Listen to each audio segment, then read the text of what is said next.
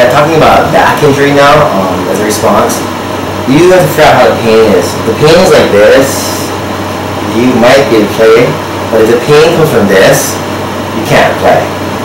And the reason is because tennis is all about swings, and you really bend forward a lot when you serve. So if it's a bend forward thing, then you can still serve. I would do therapy on your back and get it checked out by an orthopedic surgeon and have them do an MRI and X-ray, because you need to make sure your back is okay. Because vertebra, disc, and a vertebra.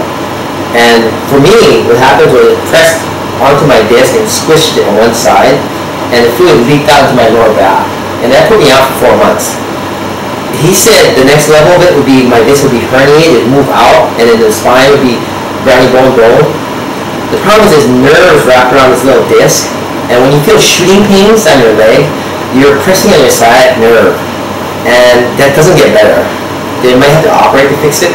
Once you start having shooting pains on your leg, you can't play tennis for a long time. Like, I've heard people who can't play for like 6 months. So you have to really judge how your back is. Go to the orthopedic surgeon and get it checked out. I went to the chiropractor, he cracked my back, and I couldn't walk. I could walk like this. So that lower back region and any kind of back injury really necessitates a long, prolonged rest. And what happened was, after I went to the orthopedic surgeon, I had a steroid pack, I took anti-inflammatories, I took Vioxx for like 6 months. And we all know how healthy Vioxx is. But I need anti-inflammatories all the time, and then I was doing therapy, like stretching, and then doing hamstring exercises. And then finally, when I decided to come back, I wore a brace, and I played with girls.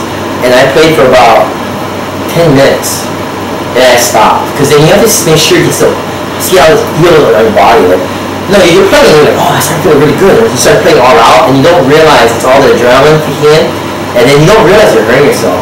Because I'm on anti-inflammatories, I'm on ibuprofen, and before you know it, you're hurting yourself, and your body is the pain is masked. You don't feel any of the pain. And before you know it, you really hurt yourself. And then you take a step forward, and then you take 15 steps back.